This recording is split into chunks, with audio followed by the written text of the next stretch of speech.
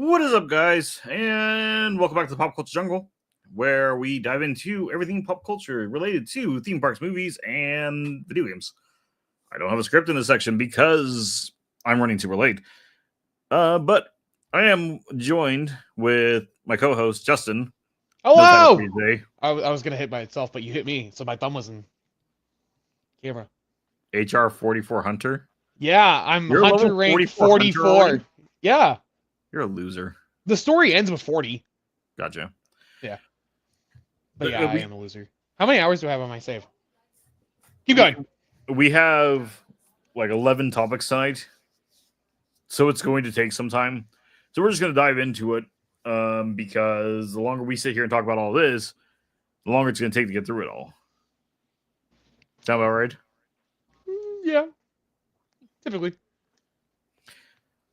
So tomorrow, or today, depending on whenever you're watching this, or yesterday, or way before when, who knows when, is when we will be back right here at 5 p.m., ideally, hopefully, maybe, to do our reviews of Daredevil episode 1 and 2. So we're going to start and get a little hype for it because it's supposed to have just dropped like 3 minutes ago. Yep. And we're going to look at some stuff about Daredevil. So starting over there at LRM Online, this was one I found just yesterday. Daredevil Born Again showrunner details reshoot changes plus positive early reactions, which is a wonderful thing to see. In a recent interview, Daredevil Born Again's showrunner details the reshoot changes he made, plus we have new positive early reactions from critics. So, as I am sure you're aware, Marvel made the decision to bring Scarta Payne as showrunner and hire new directors. This was after 6 episodes of Born Again had already been shot by the previous team. Quote, quite a bit lived. The thing is, and I think Sana can speak to this, they had that time during the strike to take a look at what they had, and those 6 episodes were super solid. I saw them way later, Scott Payne explained. They were super solid, but the issue was bringing up themes and feelings that we loved from the old show in context. Quote, I'll say that over and over again. The first episode is the one that takes us into the run. And we needed to have those first 15 minutes of that first episode to set the stage. And we ended up doing was the amount of additional material.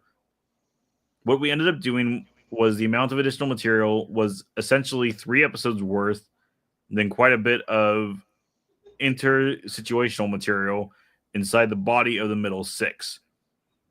I feel like it was mostly enhancement, and it was really bringing up stuff that we loved a little more. Fisk and Matt, a little more action, pathos. The show was there. It wanted to be something. We just had to do some things to draw that amount. That's a good way of looking at it. Okay. We understood what they did was good, but they weren't quite to that level we needed to get to, so we took it to that level. That gives me high hopes for the show. Yeah. Especially when, I mean, we got to compare it to the last Marvel show, which would have been Agatha All Along, which we heard of all the different issues of them trying to figure out how to get that going. Yeah. Yeah. And again, Agatha, I think you and I came out at like a 6, 3.5. 3.5 out of 10? 5. Out of 5, yeah. 3.5 out of 10, yeah. Or what? 3.5 out of 5, yeah.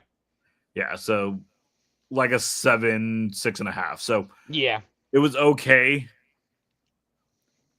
It like my opinion, a show either needs to be really good to be memorable and to be talkable and to be sellable, really bad that nobody watches it or people watch it just because of how horrible it is.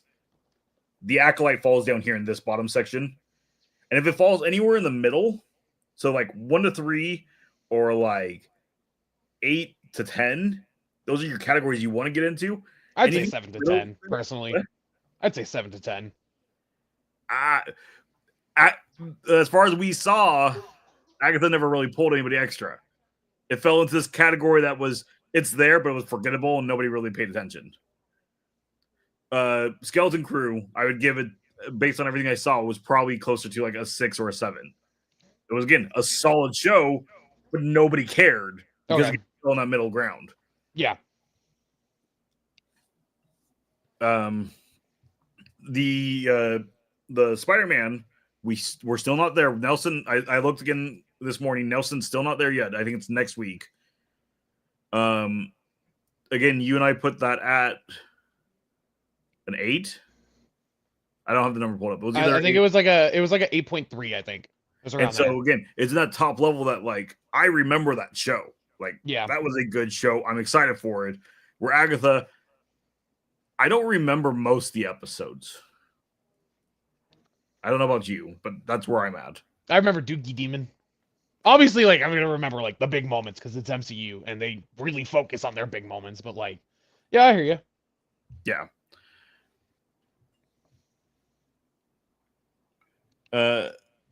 Amante added, and again, credit to Matt Carmen and Chris Ord, those writers, some of which stayed with us in the new writers' room, really gave us also a novelistic and real world New York as well. And that's really what we wanted to build upon. But yes, like Dario said, it was elements where we wanted to pull on threads. We wanted to make it a bit darker and more intense and offer that connective tissue that just wasn't there quite there before. But that connective tissue to the previous show, of course, with our returning characters and telling the drama of who they are almost 7 to 8 to 10 years later. So again, it's super cool. They're taking very much in consideration the Netflix show. Yeah. Which initially everything that they were talking about, they were not going to.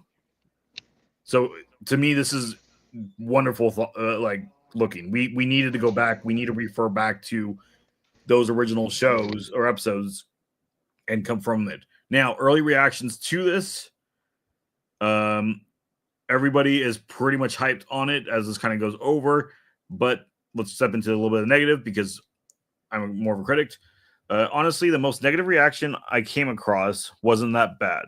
They compared Born Again Daredevil seasons 1 through 3 on Netflix, ranking Born Again in number 3 ahead of season 2, but behind season 1 and 3. Season 1 was fantastic. I never watched season 3, so I can't compare it there, or if I did, I don't remember it. Season 2 was god awful. But it was still good. It was just god awful compared to the series. Does that make sense? Yeah. Okay. However, it was still very good, and the critics said the same. I'm hopeful on this one. Again, agreed on this. Now, before we go to the future, Rotten Tomatoes did supposedly just release some of them. We did see at least the popcorn meter. The tomato meter is not out yet, which I'm really surprised by because that should have been released yesterday, I thought. Because tomato would have been critics. Yeah, could be. But the all audience score is a 94. That's solid. It's pretty high. That's pretty high. I don't know how many people that is because it's still too early to see that. But that's... Well, over here it tells me the tomato score is 100, but I cannot see that on the left. Huh. There's no way that something has 100 on it. No, I agree. Tomatoes. I just... This early. But... Well, it's happened before. Yeah, because I see down here Cassandra is at 100, and that's been out. So... We'll see. We'll see. We'll check back tomorrow. Yeah. Of course, we do not let Rotten Tomatoes or other critics' scores impact ours. We just like to see where they are. Because also, I like to try to see how we line up at the end of things. And we actually line up. I mean, you always say that I'm being too... Yeah. You say I'm always being too critical. But all honesty, between my critical and your fanboyiness, We Thanks. usually line up pretty much in line with the critic scores. Yeah. We even each other out. But season 2 is confirmed because initially the show was greenlit for one episode 18 season. That is being split to 2 seasons. You mean 18 episode season? One. Oh, I understand.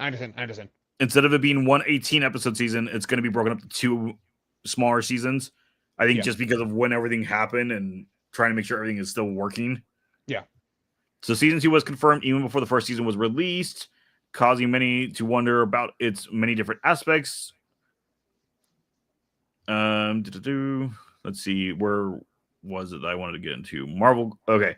To adequately explore the confirmation Daredevil Born Again Season 2, it is first worth explaining how the first show season was developed. In July 2022, Daredevil Born Again was first announced at San Diego Comic-Con, with Marvel Studios president Kevin Feige confirming it as an 18-episode season on Disney+.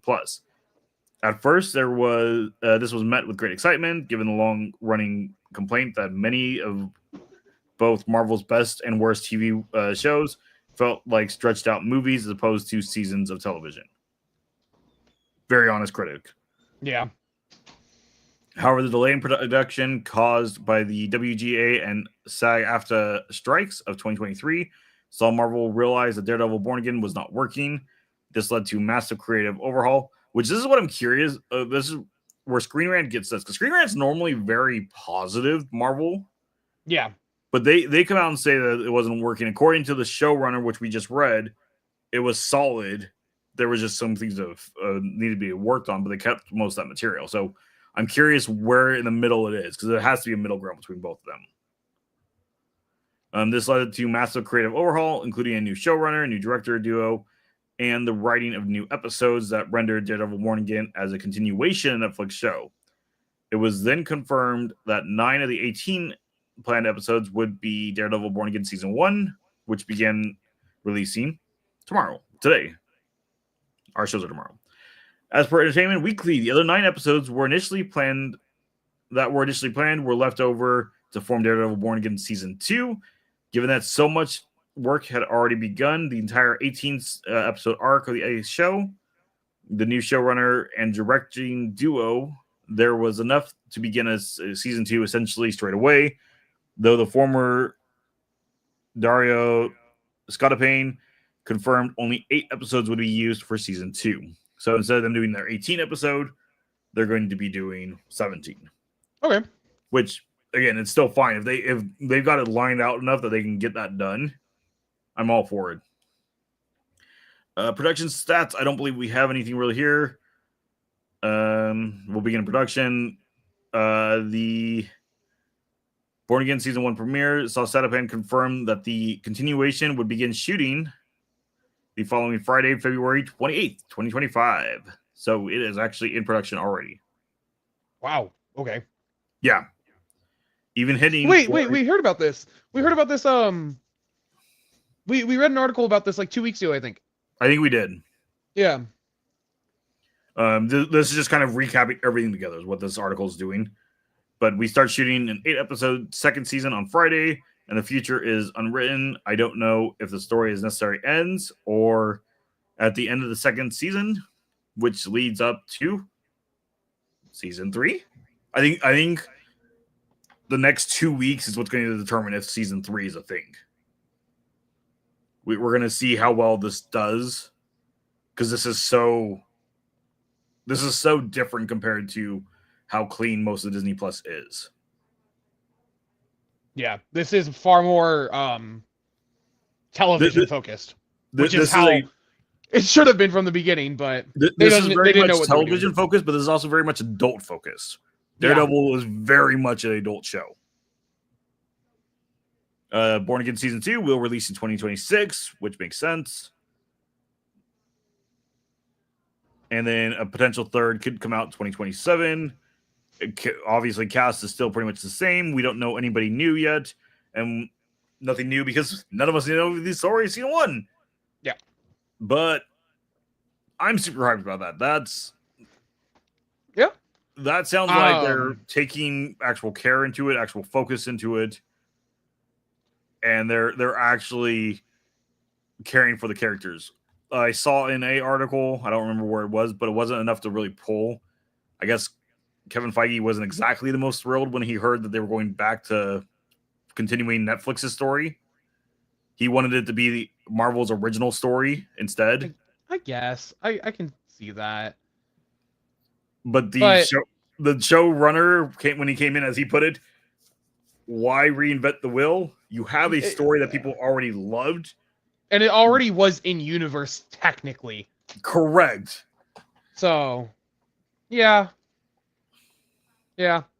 Before we move on from Daredevil, I do want to mention that I don't have an article for this or anything, but I had heard one of somebody official said that there is a cameo in there that people will not expect. And, where my brain immediately goes in New York. Spider-Man. But yeah, of course, where else? No.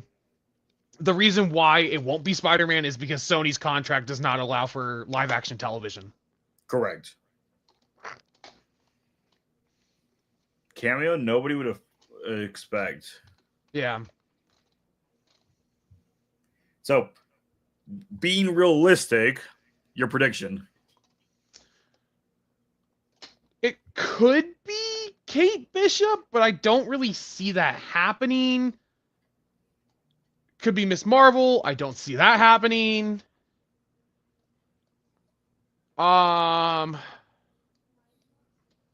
Maybe Elena trying to recruit him to Thunderbolts. That would line up with timeline-wise and marketing cycle-wise. That would line up. You don't think so? I don't think so. Just thinking comics line, they don't really ever interact with each other. Yeah. It could be just as simple as Danny, Luke Cage, or Jessica. Jessica Jones? Oh, the other Netflix series. It could be that simple. It could be that simple. We'll see. I'm gonna throw it out there. I'm gonna say Strange. Well, he's doing incursion stuff in I don't remember the name of that realm, but yeah, I don't think so. Well, because he's off with Clea right now. Remember, he's back and forth because he's still also working on trying to protect this universe. Yeah, by preventing an incursion. Correct. I think Daredevil's a little below him right now. Unless, okay, let me really far left out there. Who do you think would be the one trying to start working on getting together those for the Avengers? It wouldn't be Before Strange. That would have been Tony, but Tony's not here anymore. So who's replacing Tony? Could be Strange. I hear you. That's kind of where I'm at, is more so a kind of surprise cameo, especially when next season would be taking place, of, hey, we might need you kind of situation, and quick, done, gone.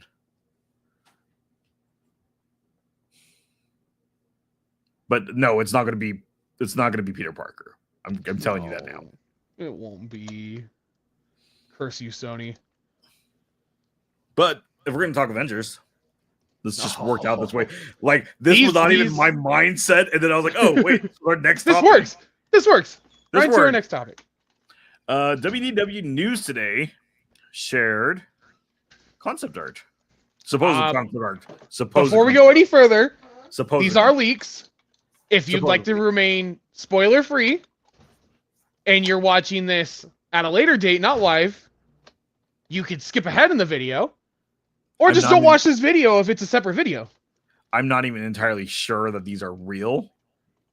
It's a little too on the nose fan servicey to be 100% believable. I saw this, I was like, there's no way. I started going through it, I'm like, yeah. I'm not entirely positive.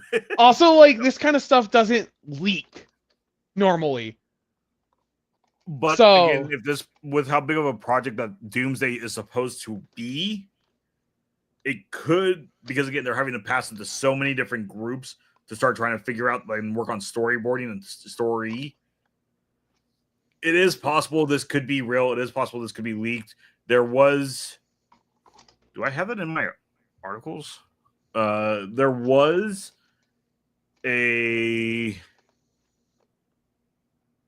I don't think I do. There was actually a hack into Disney's files again. So it is potential this could be real, because yes, this is a Marvel property, but depending on how far along it is, it would be being shared over to other groups inside Disney also. Because on top of that, Imagineering would need to know where they're going, and costuming for the parks would need to know where they're going. yeah. So this is potentially real. Please do not take this as real. Take Find whatever everything big bucket of here salt you have and can with carry a it. grain of salt. Not a grain of salt, a bucket of salt at this point. Yeah. But we are going to go through these because they are interesting, but I don't know about them. May 2026, I think that was already confirmed. That's already been confirmed, yes. Confirmed. Because like this image, will you zoom? Thank you. This doesn't feel like a concept art. This feels what? Why do you say that? Because to me, this either feels like a potential cover art for a comic, or frankly enough, this feels like something that would have been designed as like promotional art for like Doom entering Fortnite or whatnot. Because it is the same God Emperor suit. Okay. So you're just saying it just looks like promo art? It looks like promo art. It does not look like concept art. I mean, there are okay. There are others from this leak that straight up look like concept art. Yes, with the same designs, but okay. No, but do you see what I mean in this? I guess. No, on top of that, for concept art, this looks way too detailed. So either this is AI or this is, again, promo art for something else. Like, I could see this being on the poster for Doomsday. This doesn't look... Concept art is never... they're still detailed, but they're never super detailed because it's only to get you the idea of how the shot's going to be. Yeah. Like this. This is concept art. This is concept art. This is concept art for either... I got... Woohoo! Go full screen. Go full screen. Okay. So, God Emperor Doom. Obviously. Yeah. The man kneeling, to me, looks like... kind of looks like Pedro Pascal. I don't know if you agree with that, but he kind of does. The man standing to Doom's right, all the way on the left, is Doctor Strange. It's a Strange. It's a Strange. It's a Strange. And then people are saying that is supposed to be Susan in the white dress next to Doom. Okay. And then that's Franklin in front of her. Supposedly. I don't know if I agree on I don't agree. I don't really agree with the Susan part. And yeah, I don't agree with the Susan either. Yeah, looking at it here. Oh, and then on the far right is Yelena. That matches. That's Yelena. Yeah. Yeah, that's Yelena, and this looks very much again like a Strange variant. Yeah.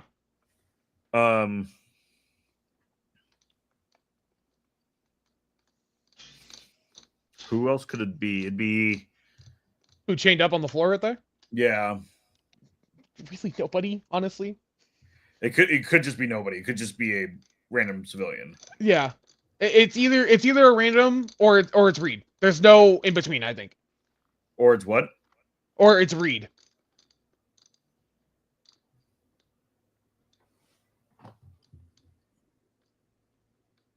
Yeah. But like, I don't see that. I don't see the gray hairs is the thing. No, So I yeah. don't know.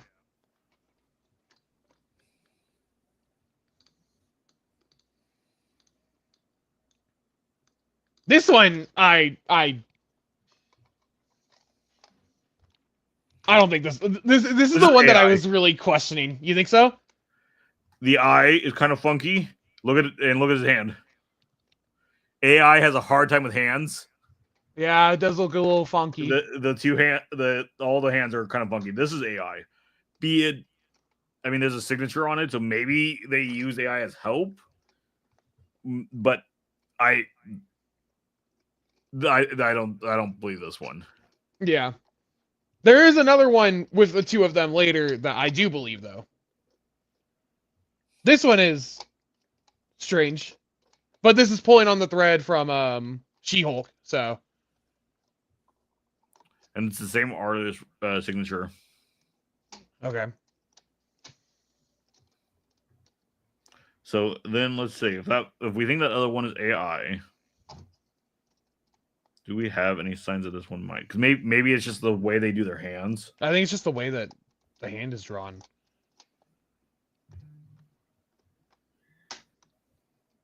Yeah, I don't know. There's something about this image that just it doesn't sit right with me. Yeah. This one, I think, is real.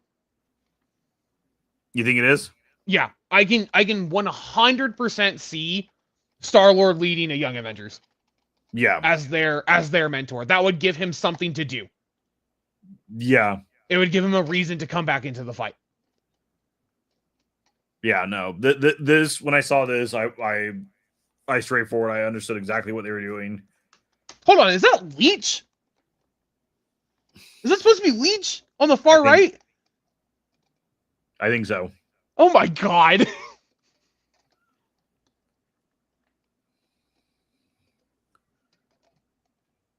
Yep. Though I am surprised we see Wiccan already in this because Wiccan doesn't have a connection of why he'd already be back to the Young Avengers. Yeah. But we know like Wiccan and Speed are going to be in Young Avengers, obviously.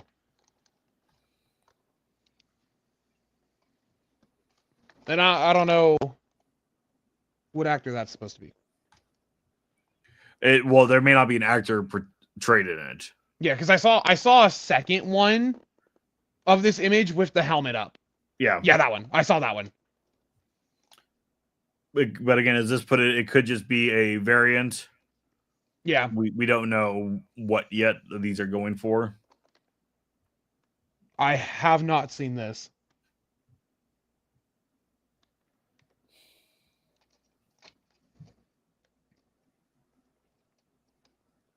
Any thoughts? I can't see it. Can you zoom in?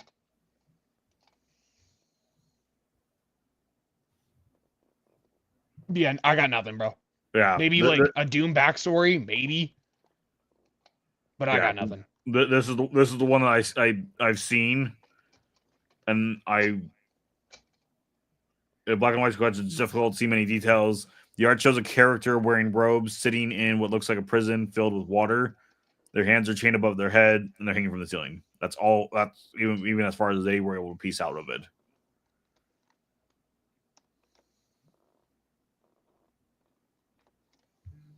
That bottom one is new, yeah.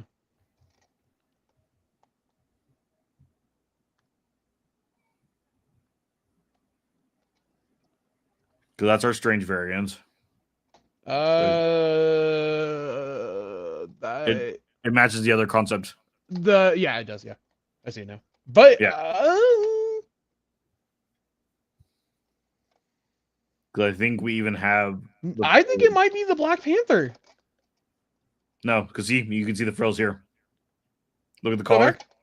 Yeah, I got the collar. Yep.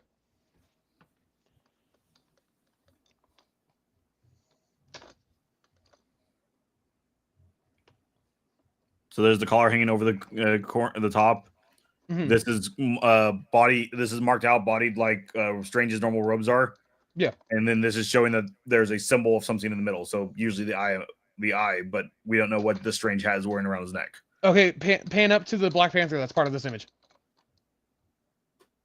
He doesn't have the frills, and he doesn't have the facial hair. Okay. And he also doesn't the side hair, yeah, with the white hair on the long sides. hair. Yeah. This is strange. Okay.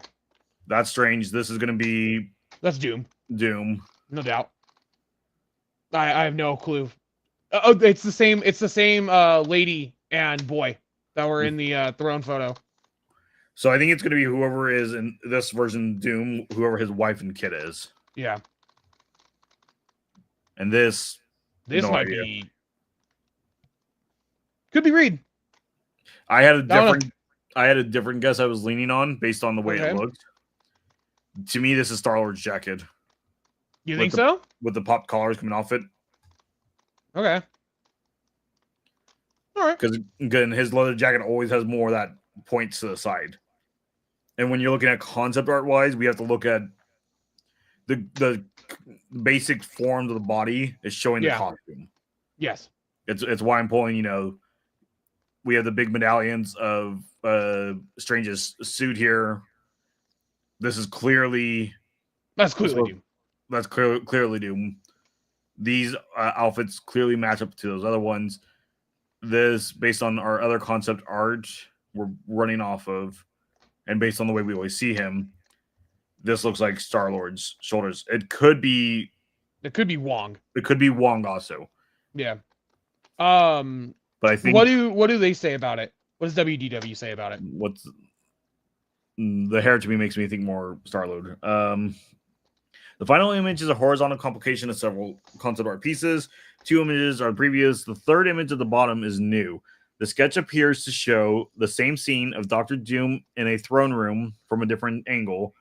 Doom is standing instead of sitting on the throne, looking down towards a male prisoner. A man wearing a neck ruff and a cloak stands nearby, with more European medieval characters in the distance. They just kind of describe it. They don't go into theorizing. Yeah. Okay. I think this is showing our first conflict between the two groups. I don't think they say it's the same image, the same one. I don't think it is. I think this is the same throne room, obviously, but I don't think it's the same shot as this from a different angle. Because it could be, actually. I mean, if everybody moved to the opposite sides of the room. Well, concept art doesn't mean this is exactly how you have to shoot it. No, correct. But also it then means our prisoner, I mean, it could be an earlier version of this scene, but it means the prisoner also has fully changed outfits. Again, concept art does not mean this is how exactly you have to shoot it. I realize this. But do you get what I'm saying? Yeah, but I don't think it's the same shot. I think it's a different time back in this room. If they're building this set, they're going to use it more than one shot. Yeah.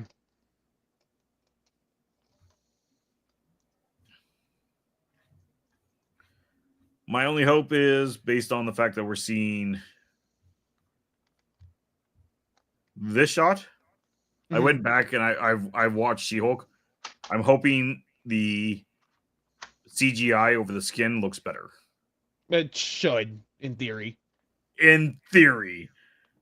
I'm just saying. Yeah.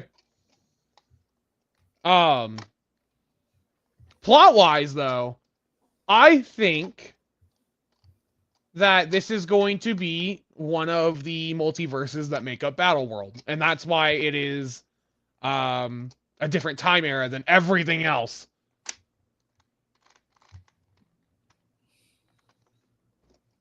Yeah. Again, we don't even know at all where they're going with. Because I did not know nothing. I did not pull the article, but there is an article out that pretty much sounds like, how initially we heard they were getting ready to do a reset for the Marvel Universe. It sounds like they may be changing that back and not doing a revert to it, and they may just be continuing their story. Okay. Because this was supposedly from a leak from Marvel that they're going to rename it to either be it if they release this site or not. that this is the super timeline and everything is just going to fall back into the super timeline instead. Yeah, I believe that. Yeah, that's what I think is going to happen with the soft reboot. Well, no, I don't think it's going to be a full reboot. No, not even a soft reboot. Just continuing the story. No, I think they're shifting everything into that story. Yeah, that's kind of a soft reboot. Not really. Sort of.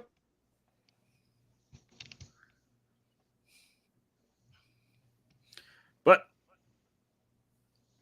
Guardians of the Galaxy no longer I love Guardians of the Galaxy Cosmic Rewind. Block Mickey. Guardian Galaxy Cosmic Rewind peaks at 3.5 hour wait during the first weekend with standby queue. That does not surprise me. Following the rather tame weekday, Guardians of the Galaxy Cosmic Rewind had larger crowds this weekend. As you may know, Cosmic Rewind is now operating with traditional standby line.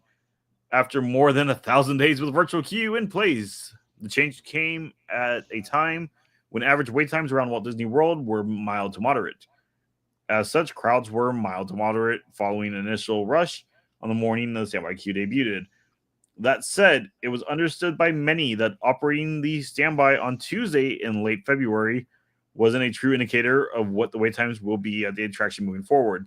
The weekend, we got a glimpse into where Cosmic Rewind will settle in terms of average wait times across Walt Disney World attractions. According to data collected by Thrill Data, Guardians of the Galaxy Cosmic Rewind posted a 3.5 hour wait time on Saturday, March 1st. Of course, a 20-minute window in the larger operating day isn't necessarily indicative of the experience for the entire day. Another crevet to consider is Epcot is currently in between festivals, making for considerably lower crowds. That changes this week with the start of the 2025 Epcot Flower and Garden Festival. In the meantime, let's take a look at some of the average wait times. So even with the massive 3.5 hour wait time, the average posted wait time March 1st was 103 minutes. So that would be an hour and 43 minutes. The longest average wait time of its short standby line existence, a nearly 2 hour average wait time throughout the day, is slightly higher than where we expect the ride will settle in over 6 months, but not too far off. Even an average wait time of 90 minutes would make it one of the longest posted wait times at Walt Disney World, which is what they expect to see. In fact, as of publishing time on Sunday, March 2nd, the attraction is averaging a 90-minute wait time for that day, second only to Flight of Passage. In the weeks and months ahead, we expect that Cosmic Rewind will remain in the top 5 averages. Now, it is second only to Flight of Passage, but Justin, how many attractions are there at Animal Kingdom? Realistically, 2. I was gonna be nice and say 3. You got the Safari. Oh yeah, the Safari. 3. Okay. What do you think I meant by 3? Everest. Yeah. Flight of Passage. The Safari. Yeah, because I wouldn't count. I mean, Navi River Journey is there, but I wouldn't count that as like a attraction. It's just a very slow. It's there. Its occupancy is horrible, which is why they continue to wait. Oh yeah. Early entry is the best time to look at it. Unlike other headliners such as Rise of Resistance and Tiana by Adventure, Cosmic Rewind is relatively reliable attraction. The understatement of the day. So, yeah, cool deal for them. Like, I don't know why it's taken so long to get off of virtual queue, besides money. Because, like, I'd be one of those people that pay, like, twice to go on it 3 times in one day. Well, no, like, that was the big deal, was if you couldn't get the virtual queue, the only way to do it was to buy your way on. So people were buying it on. That's the only reason virtual queue stayed so long. In my honest opinion. Also this week, we got Shrek. Over there at Pirates and Princesses, the Shrek 5 teaser was Zendaya released online. We didn't need an article for this. You could have just pulled up the YouTube video. I was wanting to pull down to the X posts. That's Okay. far. So at Shrek, far away's finest are coming, is what they had posted. However, here's more of the honest reactions. Why does Shrek look so old? Looks weird, not gonna lie. The new look needs some getting used to, but hey, I'm hyped for it. So people are hyped for the new movie. What the hell did they do to them? No, not gonna lie. But what have they done to this film? Doesn't even look like a Shrek film, to be honest. The animations look very poorly. Also, I feel like the film might end up getting another delay. I saw another article somewhere that they said Shrek needs to get the Sonic treatment. I think that's a little extreme. His new art design is kind of odd. It's to match the Puss in Boots design without going fully into that art style because they're afraid to. Because it's so radically different that it has to be familiar but keep up with the times. And if you pull up the trailer, you already did. We only really see, everybody focuses on that one shot, right? Because it's like jarring, right? But you only see these characters from one angle. I'm gonna say this, and yes, you're right. We only get the one angle. Let's see if I can get the pause before they.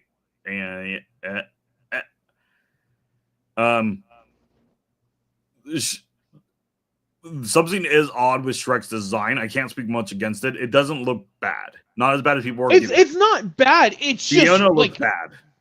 I think Fiona looks bad. And Fiona Donkey looks horrible. Donkey does too. Yes. It's just different, and it's like uncanny different. Like, to me, the only one in this image that actually looks well done is Zendaya. Yeah, I agree. Because this model feels like everything was built in proportion around the new design. Yes. Where these feel like they had the character models before, and they tried to reproportion them and save assets, which, by all means, save assets. Assets are expensive, but then you get into this very odd look.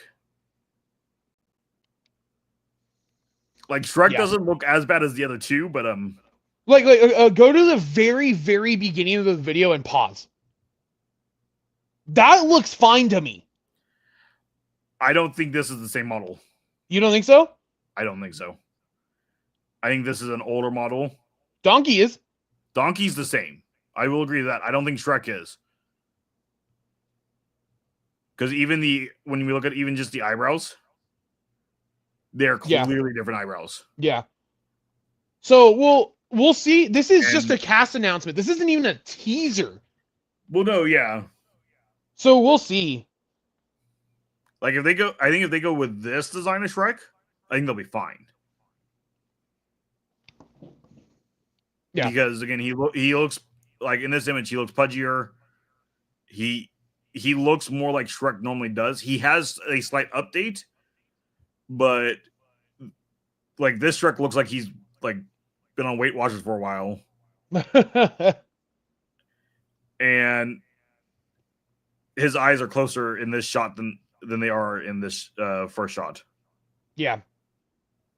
So I think if they go more this model style, I think they're fine. Donkey looks horrifying in this image. Yeah. Yeah. I don't like it.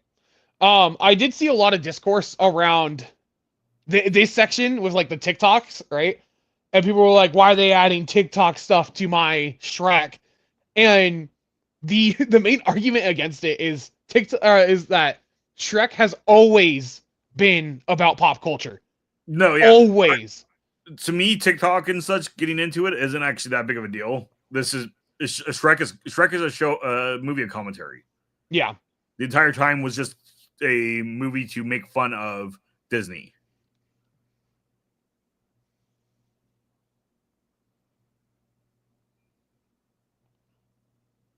And it's cool that everybody else is coming back.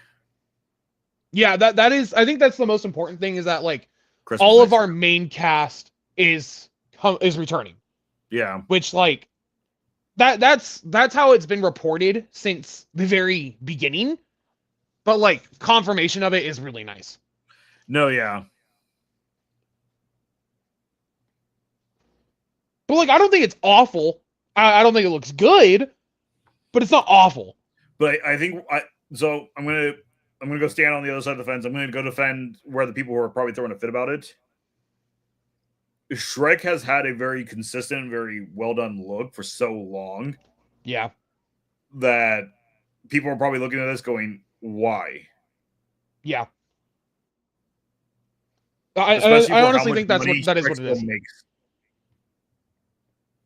Because Shrek is still DreamWorks' money pit. Yeah.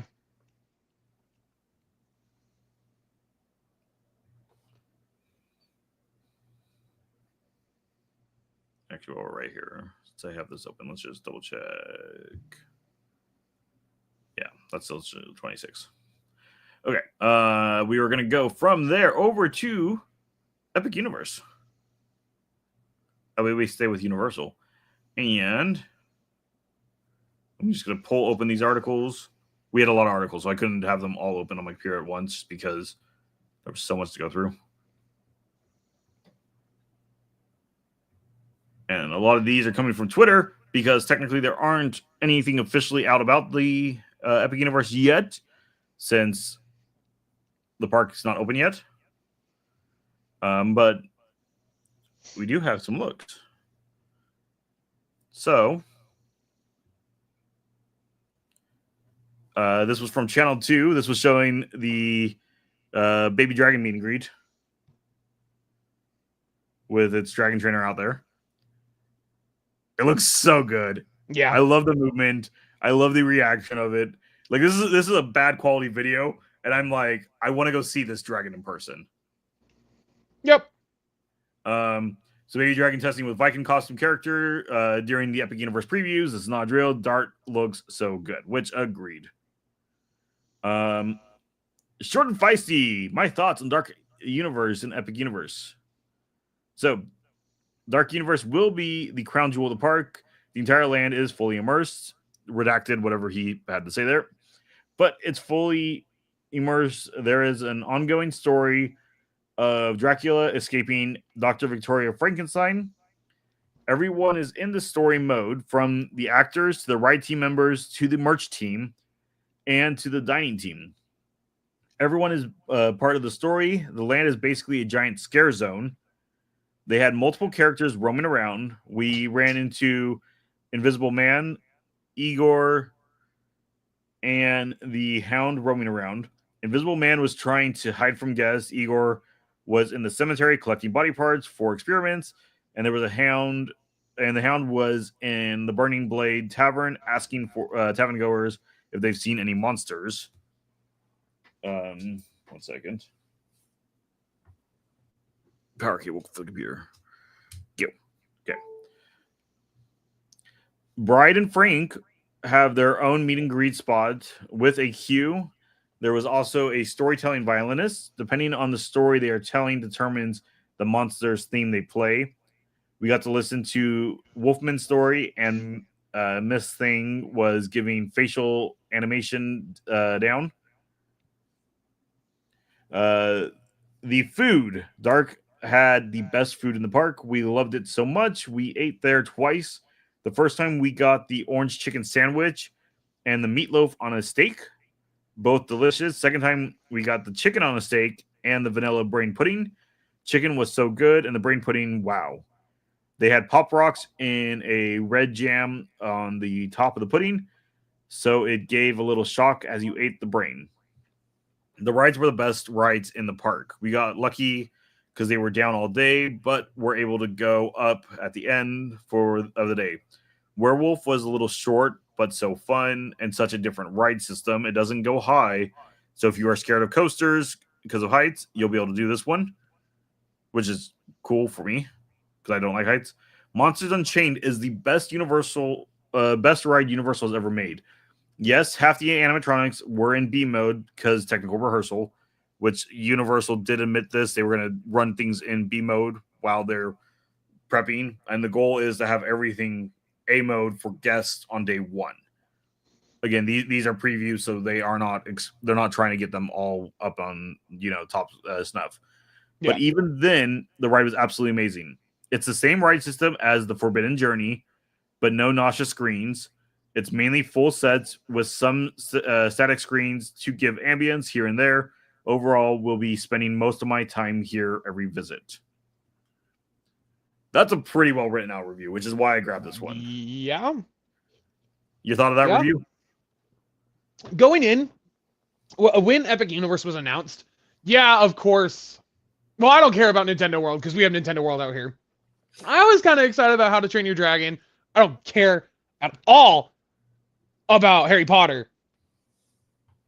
But when I heard of a Universal Monsters original land, that got me excited for the theming alone. And from everything we've seen from drone shots and everything that has been talked about and all the concept art, they have been cooking hard here. And I'm so excited. The team that's designed this is Disney's old A-Team Imagineers. So they have some of the best designers over there working on this, and it's showing. Like there's at least one of them going, we saw what they did down in the street. Hold my beer. Come take a look at this. Let's see what happens when you have a budget to do stuff. Another one. This was from Avion over here on X. I have no words at all. Genuinely couldn't speak moments after this experience ended. I genuinely have chills from how insane this dark ride is. It's not only terrifying, but thrilling. Monsters Unchained is out of this world, one-of-a-kind masterpiece. In love.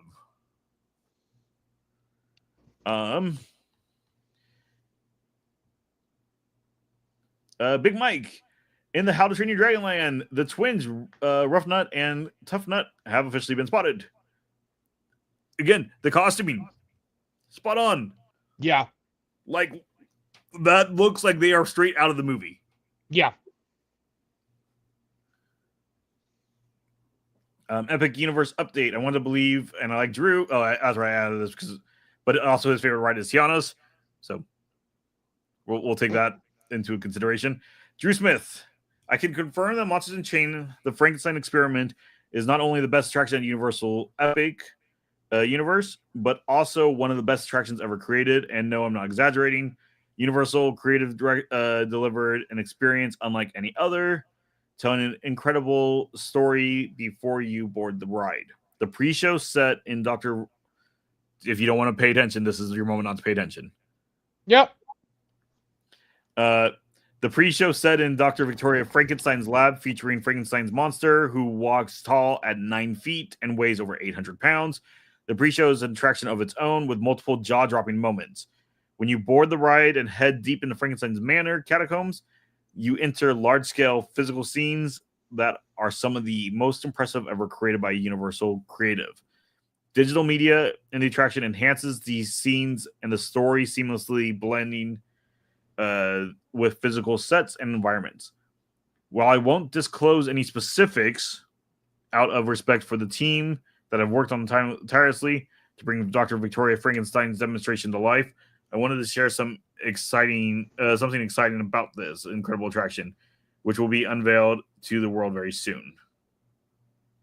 But again, these animatronics already look amazing. Are you done? Yes. Okay. These animatronics, this you've seen. Yeah, I've seen that. I just want to stay away from like other spoilers than that. There actually wasn't any spoilers in it. I didn't remember reading it. He pretty much just goes on and just talks about how amazing it is and how huge Frankenstein is. As he put it, Frankenstein's about 9 feet tall. Oh my god. Dude. Oh my god. I want to go on this ride so bad, dude. But Boardwalk Times, this is actually a video from Universal. Universal Orlando confirms a slate of new attractions already in development. Quote, we're already planning the next thing for Epic. Oh my god. All 3 parks already have their next phases started. That's insane. They're already working on it. They are full steam ahead over there at Universal. What the hell is Disney doing? Yeah, because I'm sorry, if I were an executive right now with Disney, I'd be quaking in my boots. I would be absolutely terrified, because I mean we know that's going on there. We know now they have extra things coming in. This park already looks fantastic. We know out here, first off, we're getting rid of, we have the official closure for the Fast and the Furious experience. That officially ends here soon. We won. 2 thumbs up there. We won. On top of that, the Fast and the Furious coaster is very much in production and will be ready sick as hell in a few months, maybe like 6 months. I think it is maybe a year. Maybe a year. And then we also have heard rumors that Hollywood Studios might be expanding.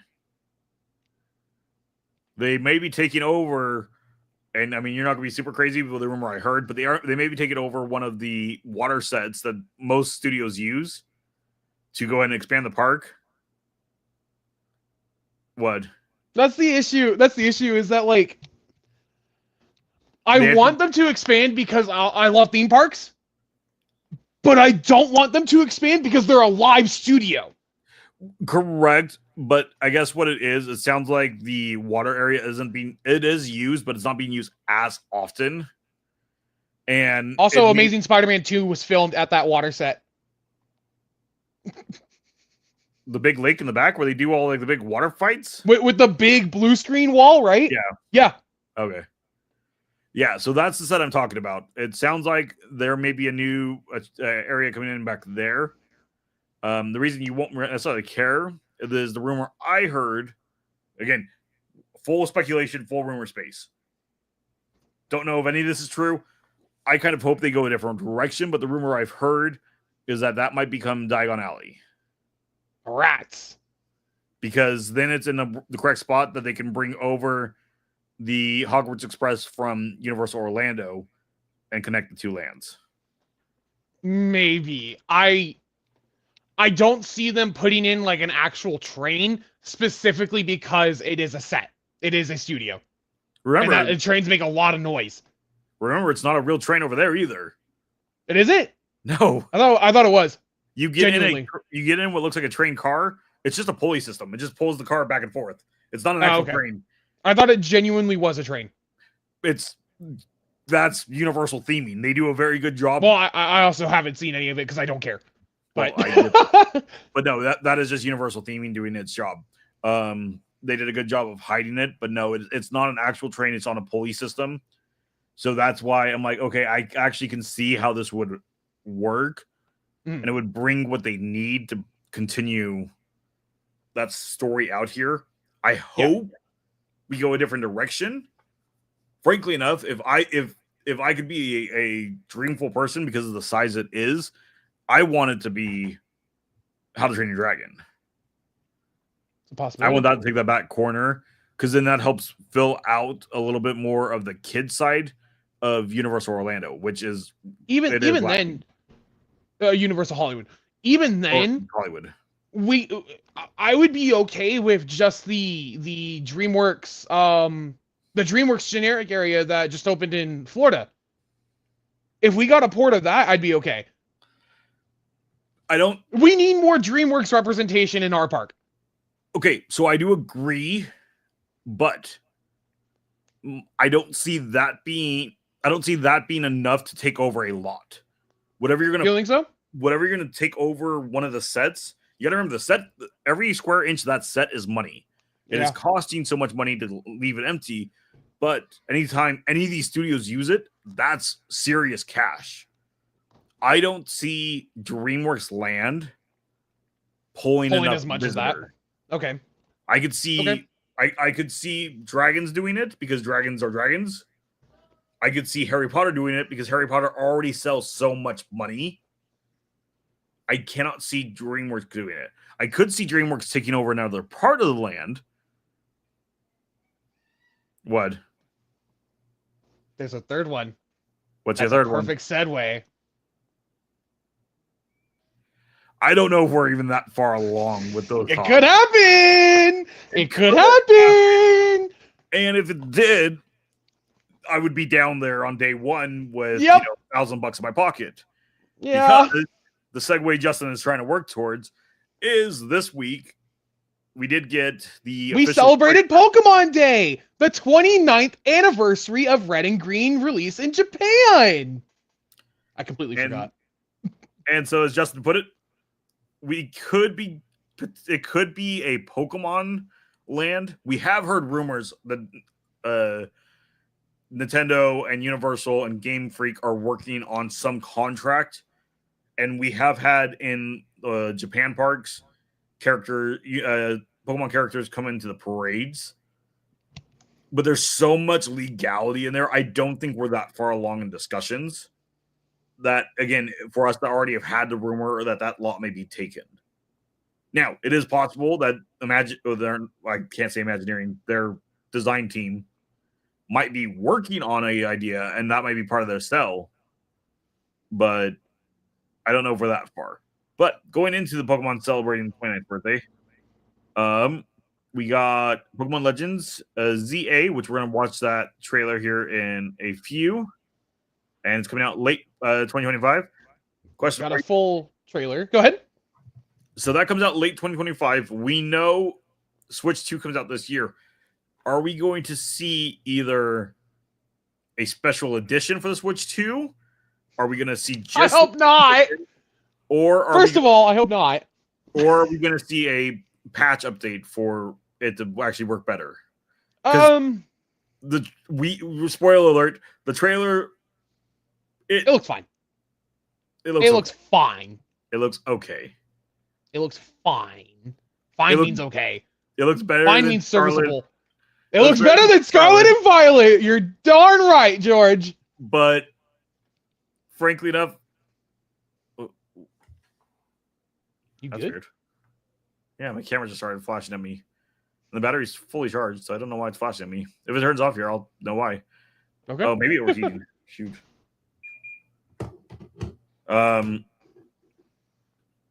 It looks fine. I still think, frankly enough, in my opinion, like the games on the DS or the 3DS look better because they weren't trying so hard to go to this newer style. I like the idea of the new style. Oh, yep. Yep, there it goes. Until it cools down. Yeah.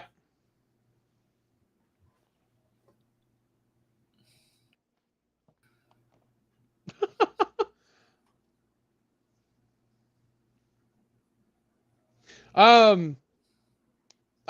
don't know. Yeah, it looks okay, I think. No, yeah, I mean, we'll get into it more when we watch the trailer. What else was announced? I already forgot. The multiplayer battle-focused Pokemon Champions revealed for the Nintendo Switch, iOS, and Android. Yeah, they literally saw that website that you can use to battle each other with full teams and everything, and they said, "What if we made that but official?" Pretty much. Yep. Pokemon TCG Pocket to get the Arceus themed Triumphant Light themed booster pack. It's already out. What? It's already out. Yeah. Yep. New episodes of Comedy Urge. Okay. I didn't know the first season even came out. Okay. I don't even know what this is. It's a stop motion series about this girl that works at a hotel with her Pokemon friends. Huh. Yeah. I don't have Netflix, so I can't watch it or reviewed. Scarlet and Violet stuff, Go stuff, Unite, new content. Okay. Yeah, I mean, it was actually kind of a letdown of a... Oh, it was real bad. Yeah. The biggest thing was... Okay, there is something that, in my opinion, came out of all of this, is a renewed focus and marketing towards Mega Evolution, because Mega Evolution is coming back in ZA. We know this. So they also announced that Megas are coming back to TCG. And The Pokemon Masters content update is going to have Mega Groudon and Kyogre. And then there was one other one. I don't remember. Well, because like even beat 'em ups. I don't know if do you watch beat 'em ups? Nope. Beat 'em ups is a big Nintendo YouTuber. Even as he put it, because he's stoked about the new Pokemon and such. Mega Evolution, and I have to agree, is kind of like the peak that Pokemon got to. Yep. Everything else they tried, I was like, eh. Like Gigantamass, I was like, yeah, it was cool. Bad. It was cool for like a quick gimmick, but it was not as cool as Mega Evolution. I think Z moves are cool, but they're not as cool as Mega Evolutions. Yeah. And I'm a Pokemon fan. And I thought this. No, I'm just saying. I mean, I started playing before you even were a thought. This Pokemon Day kind of sucked, and I'm like more of a Pokemon fan than you are. No. Are we just gonna ignore like the 3-4 years of my life that I hyperfixated on Pokemon? What is beeping at me? Nobody's talking to you, Siri. See, even Siri agrees with me.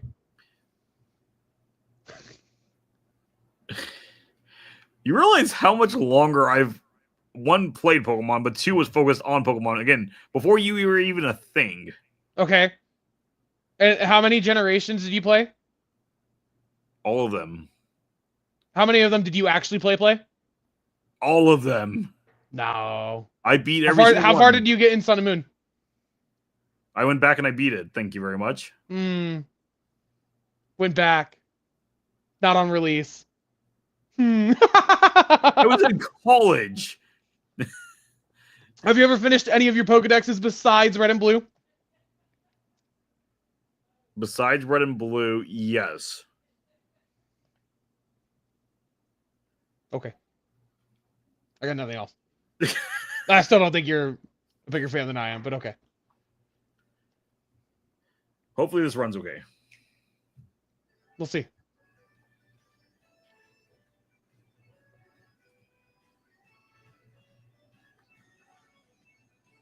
It's kind of weird to me, though, that these wild zones are in the middle of a city. Yeah. Like, there are some choices in this that I'm like, really? And our starter selection is kind of odd. Yeah, it's weird that it's 2 Johtos. Which means all of the Johto starters have been in the Legends game now. Well, and that's where I was like, okay, if we're doing 2 Johtos, this should have been all 3 Johtos, but the last Johto... Cyndaquil was in Arceus, yeah. Correct. So I was like, no, that doesn't work. Like, don't get me wrong. I'm picking Totodile because it's Totodile. Yeah, so am I. I like this whole mechanic of like actually dodging attacks and trying to time your moves and such with it. Well, that's how it was in Arceus. I don't know why they made it like such a point to like talk about that in like the full presents, but like that was always the thing in the Legends series. So like, yeah, that was the thing in Arceus. So like, see, I'm more of a Pokemon fan than you. So no, like, I focus on the regular games and not Legends. I think Legends is so fun, dude.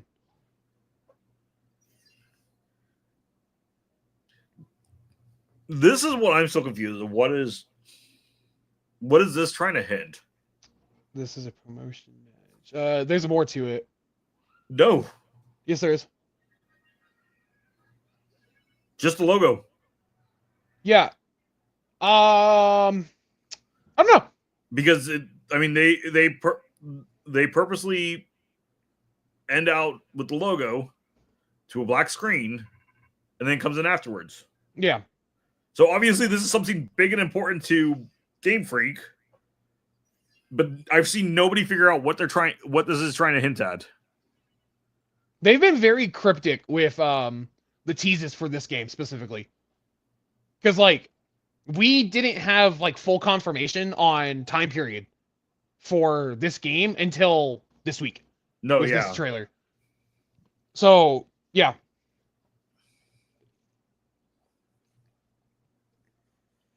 I personally think, going back to my question I asked you, I think we're going to probably see a patch update for a Switch 2. Yeah, I can see that. Because this also makes it clear that all this was being captured on a Switch, which Yeah, means not a Switch 2. Not a Switch 2, which means that I think we're during our April presentation for Nintendo. We'll see it on Switch 2. I think we're going to see that's going to be one of our big announcements, and it's going to probably be like either a patch or again they're going to make the announcement it's a separate game, still the same game but a separate cartridge of it that's fully optimized.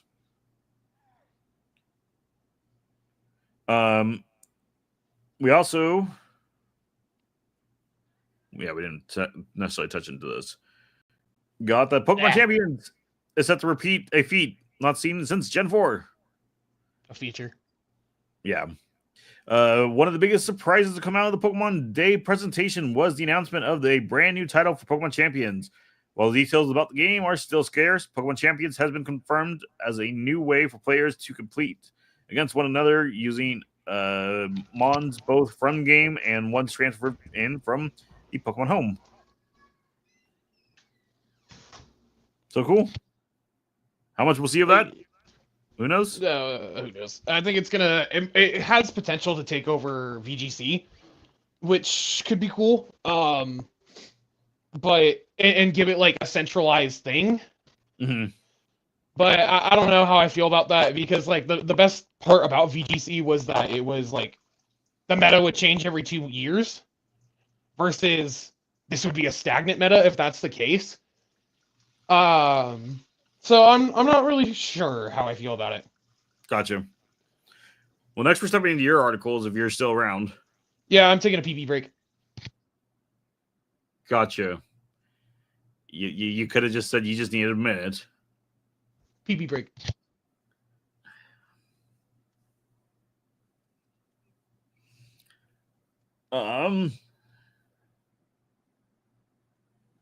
We'll sidestep into a separate topic for a quick second. This is coming from Pirates and Princesses. Pixar's Win or Lose sparks possible trademark dispute with Portland Pickles. Pixar's animation studio's first original series, Win or Lose, premiered on February 19th, bringing audiences a heartfelt look at middle school co-ed softball team preparing for a championship game. The animated show features the fictional team, the Pickles, and their logo has caused a bit of an upset. The Portland Pickles, a collegiate summer league baseball team, has publicly criticized Pixar and Disney for allegedly using their trademark name and likeness without permission. According to the team owner, Alan Miller, the organization is considering legal action over the matter. Win or Lose is an 8-game series following the fictional Pickles softball team during the week leading up to championship. Let's see. Let's drop you down for a second.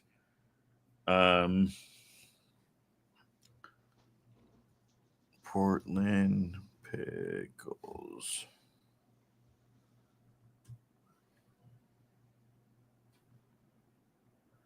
So, okay, I definitely see it. So we're gonna zoom in. It was gonna let me. There we go. Okay, so you got a good image of the Pixar design. Yep. Methinks this looks very, very similar. I think it's specifically the way that the pickle grins. Like you can see. Oh, wait, no, it's way worse.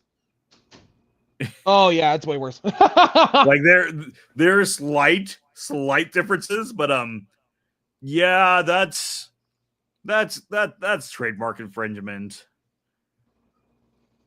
My guess is somebody from Pixar is probably from Portland area, probably saw it years ago and thought nobody would ever notice the resemblance and just went with that. Yeah. Whoopsies. It's a fun little article. Okay, now that you're back. This is coming from Dextro.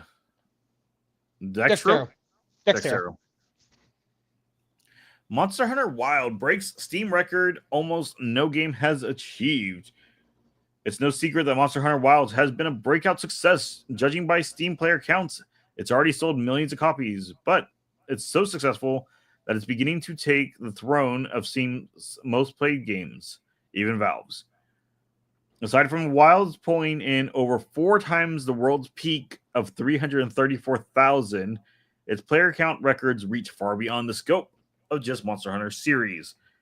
With a launch day player count of 1,384,608, Monster Hunter Wild is starting to reach the very top of Steam. And sure, while it's not far past the overall big success of Marvel Rivals and Cyberpunk 2077, it's now done something almost no game ever has, surpassing Valve. Surpassing it surpassed Counter-Strike? At one point in time. What? Even right now, because I have the current Steam charts pulled up, it's only 60,000 behind Counter-Strike right now. That's crazy. Yeah, no, it's actually insane. So surpassing Counter-Strike's all-time peak is still out of reach, but they have beaten Valve's other free-to-play games in Dota 2. This is something only 5 other games have ever done. Jeez. Yeah. So in this chart, I mean, it was within 300,000 at that point when this chart was taken. That's nuts. Because Counter-Strike is that is one of the hardest games to ever topple. Yeah. It's actually insane because casual gamers don't know what the hell Monster Hunter is, or was, I should say, at this point. And as a fan for several years now, it makes me really happy to see this like really niche cult game blow up like this. Yeah. And then you continued over. I had Games Radar. Yeah, I found this. This came out last night. Okay, so Monster Hunter Wild breaks a Capcom record as the action RPG passes 8 million sales in 3 days. Jesus Christ. The fastest the title has reached this milestone in the company's history.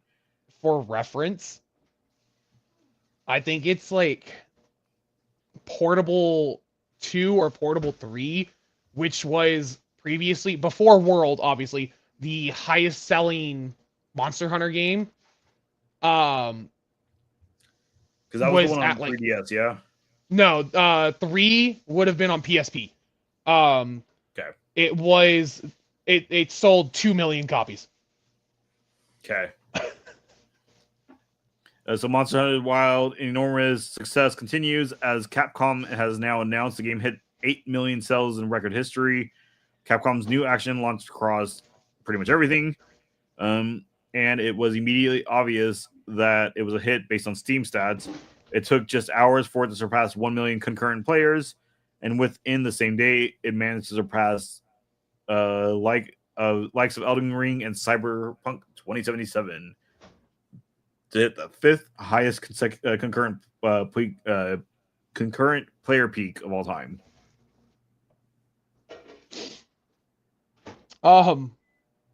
So unfortunately, it's not all been smooth sailing for the game. The PC version specifically has generated numerous complaints from players due to performance issues, leading to a mixed rating on Steam. The game's producer, Ryozo Tijimoto, has stated the devs have polished our game as much as possible, but here's hoping some further optimization could be on the way for those struggling to get the action RPG running smoothly. Okay. I mean, still impressive with the numbers. So 8 million, right? Yeah. As of December 2024, that would put it at their 13th highest selling game in 3 days.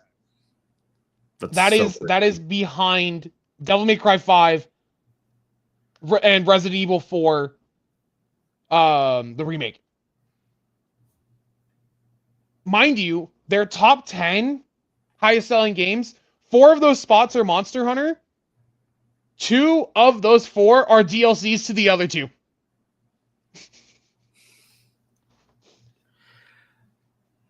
Okay, One.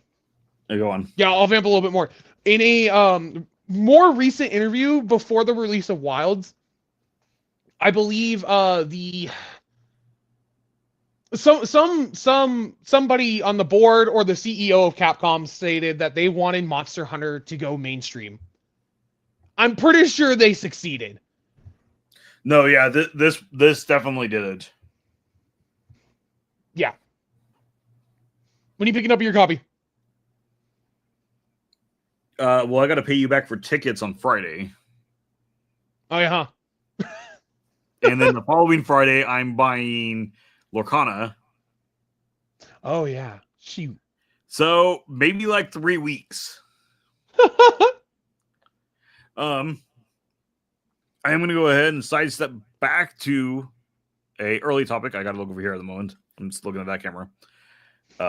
Because the tomato meter has come out. Okay. 80%. Okay. Top critics 71%. All critics sitting at 80%. So 7.5 to 7.9. That's solid. Yep. Like, we'll see where it comes out. Again, this still hasn't moved off the 93, which is crazy.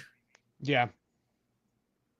But that's pretty solid. Is it? Did I have to go this way? That's what it was. You have to click on the actual season. We're gonna try not to look at any spoilers, but the writing Daredevil Born Again is weird. There are some flickers of good action, direction, and filmmaking after the 6th episode. You watched way into it. You're not supposed to be talking about the 6th episode yet. You can get in trouble.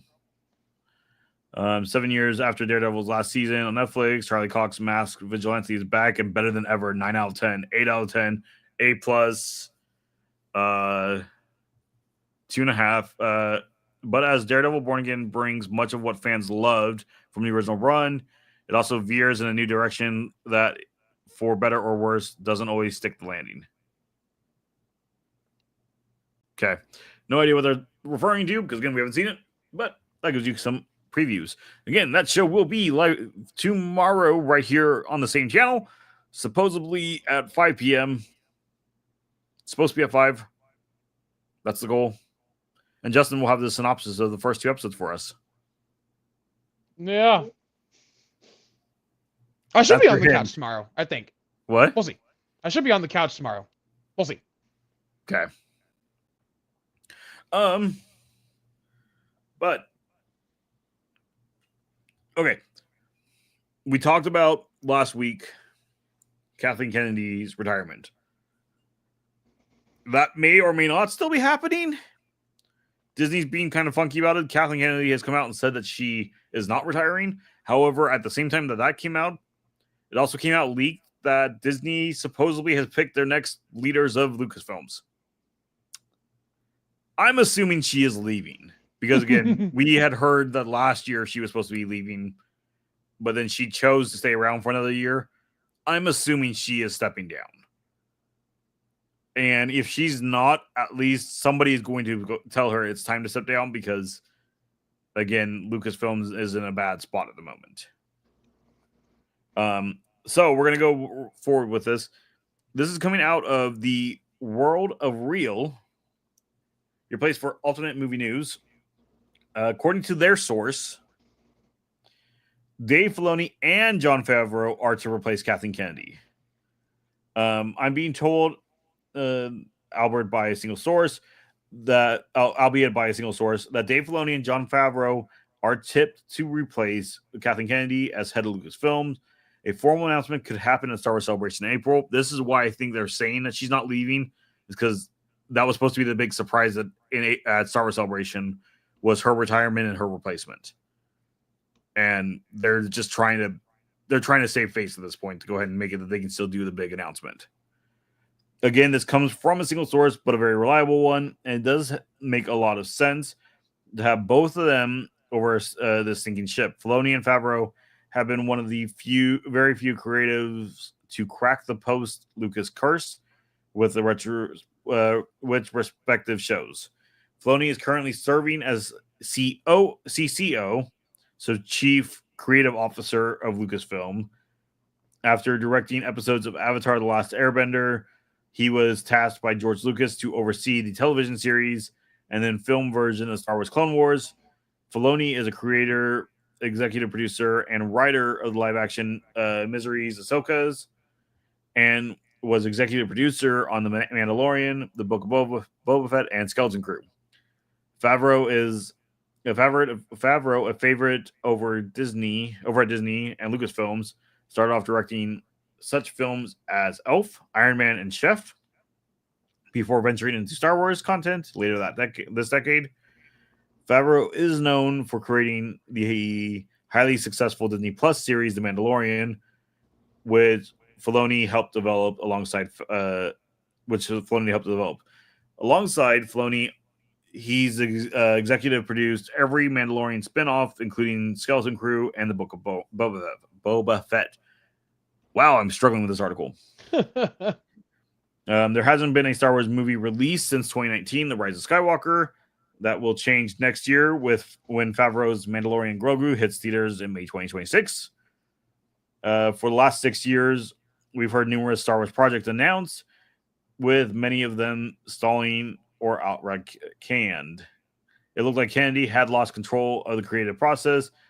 At least she's got Favreau's great movie greenlit and shot. Otherwise, it's been a very dire decade.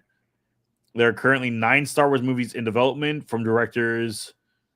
There's currently 9 in development. Yeah. Update. THR also has a source telling them that Filoni has the job, and an announcement will come during April's Celebration Fest. Will Favreau join him? So again, according to their source, this is already confirmed and going forward, which again makes a lot of sense. They would want to do the announcement at Star Wars Celebration because again, that's where that's the audience base that Star Wars has to resell to, and they have to recapture. Yeah. But being that that's the case, over at Screen Rant, they decided to go ahead and again diving in on this. Again, everybody is talking about the fact that Kathleen Kennedy is leaving, meaning that this is coming from more than just one source at this point, because like Screen Rant wouldn't really necessarily do several articles on just a rumor. But Star Wars TV's biggest success shows and why Lucasfilm's Dave Filoni would be the wrong choice as Kathleen Kennedy replacement.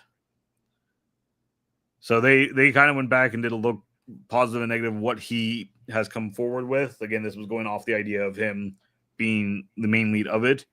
I think Favreau still is the better option, in my opinion. But what? None. Okay.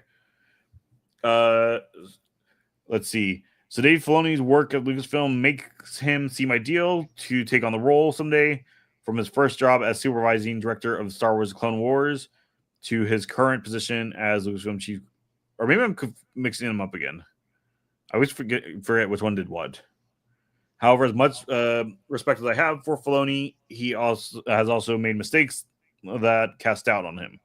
So Andor is the TV show that Dave Filoni had the least involvement in, and it did okay. Because they finally got a second season, didn't it? Yeah. It's releasing soonish. Yeah. Filoni has been involved in nearly every Star Wars television production since joining Lucasfilm 2005. He was director or supervising director on 7 shows, the creator of 6, a writer on 7, an executive producer on 11, the showrunner on 4, and more of his promotion to chief creative officer in 2023 means Filoni is now a creative consultant on for the early development of most projects. Those are just his credits. Everything Andor did right, Ahsoka did wrong, because Ahsoka is one of his projects, and Ahsoka failed at the box office. One of the most recent Star Wars shows created by Filoni was Ahsoka, where he served as showrunner, wrote every episode, and directed 2 episodes. I was a huge fan of the Filoni's previous shows. I really wanted to love this show, to love the Ahsoka, and there's a lot it does right. Unfortunately, most of its first season is underwhelming, mainly because Filoni took the opposite approach to Tony Gilroy's work on Andor. Andor succeeded because it stands on its own merit rather than being too reliant on references and fan service. There are certainly familiar characters, elements, and locations, but but they only come into the story when necessary. Even if a viewer has seen Rogue One, a Star Wars story, and doesn't know where the characters end up, they could still follow the plot and be engaged in the captive story. So again, going into just him fan service, Ahsoka was very fan servicey. I wouldn't know. You didn't watch it? Nope. Again, they go on. He's one of the greats. I personally think, again, his work with. I think Filoni's problem is he is too much of a fanboy, but that's a good thing at the same time.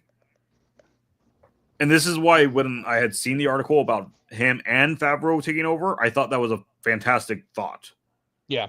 Because he would come in and could be over creative and over like harness on that thought, and then have Filoni come or Favreau come back and hold on, let's reel it back a little bit and let's try to build the story elements that bring these together and not just why everyone is here.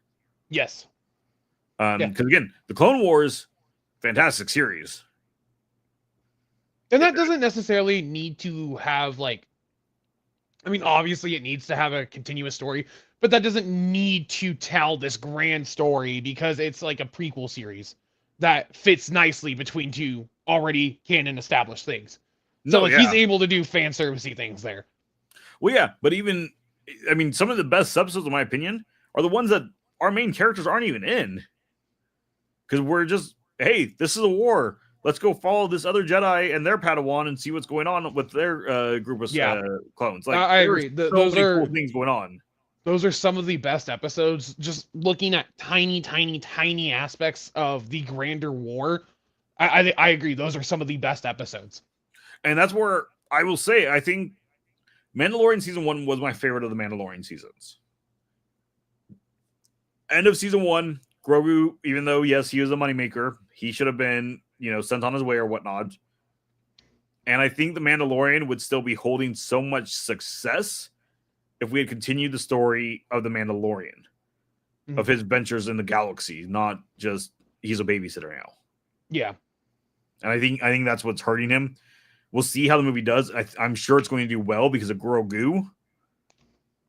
But, as I put it, it's the Mandalorian and Grogu movie. It's not really the Mandalorian movie anymore. Yeah. I could see, though, Filoni going back to, again, like the Jedi Civil War during the time of Revan and just taking the Clone Wars. Well, hold on. Not me trying. Every week, George. Not me trying just because of the Clone Wars, but not because of Revan, but because there's so much that goes on during that period that if they took and did a Clone Wars version of it, they could spend just, weeks at a time talking about different sub-arcs and subgroups. The Mandalorians have an entire army and armada going on at the time. There's so much we can talk about that I think a show like Clone Wars would be good during that period. Take a movie and go into the time period. Ideally, get rid of the Disney 3 and redo those, but that probably is not going to happen. But go into more like the High Republic and do that justice, because there's so much good in the High Republic also. But you need a fan that would come in and sit down and go, this is how we need to set it up and do it. Make sense? Yeah. Any other input? No. It does look like, though, we might know who our next CEO of Disney is. Okay. Looks like Dana Walden might be taking it over. I don't know who that is. The current head of ABC. Okay. So she was. This is going to get slightly political, but we're not being political about it. This is just some of her background. Okay. It was highly rumored during the election she was going to take over because she is very close friends with Kamala Harris, and so it would have given Disney a CEO who would be friends with who was supposed to be the president. Now that being said, we know of things that happened that kind of pushed her back, and then when Harris lost the presidency, was immediately when the board started looking outside the company for a new CEO, which is why during the Saturday show when you weren't around, I was asked by somebody if I thought Dana Walden was going to take it, and I said no, because again, everything we've seen looked like she wasn't, but now it looks like she's back in the running because she is actually going to go ahead. If this comes from Daps Magic, but she's actually going to be the Disney representative over there for the Morgan Stanley Technology Media and Telecom Conference. Now, for retrospect, I need to remember where it was in this article. Normally, it is the head of Disney. However, in the past, it has gone to others who they've looked at. So, Bob Iger usually is the one who right now runs it. However, before Chapek took over, it was Chapek. While Chapek was leader, he was the one who was doing them. Christine McCarthy, who was the CFO, she did it also. So Disney is expected to announce who will be the next person to lead the company as CEO in early 2026. With that in mind, Disney watchers are looking for indicators who that might be. Walden's participating in this conference could be seen as a clue. She has been commonly recognized as someone who is on the short list to take over for Bob Iger. The announcement Dana Walden would be representing Disney for the event has been released by the company on Tuesday. Quote, the Walt Disney Company to participate in the Morgan Stanley Technology Media and Telecom Conference, Burbank, California, February 25th, 2025. Dana Walden, co-chairman, Disney Entertainment, the Walt Disney Company, will participate in question and answer session at the Morgan Stanley Technology Media and Telecom Conference on Tuesday, March 4th. Oh, that was today. There's probably news about that. Approximately 3:30 p.m. Pacific Standard Time. At this point, Disney has not made any comment or confirmation about who the next CEO will be. A critical priority before us is to appoint the new CEO, which we now expect to in the early 2026. The timing reflects the progression and the succession planning committee and the board are making and will allow ample time for the successful transaction before the conclusion of Bob Iger's contract in December 2026.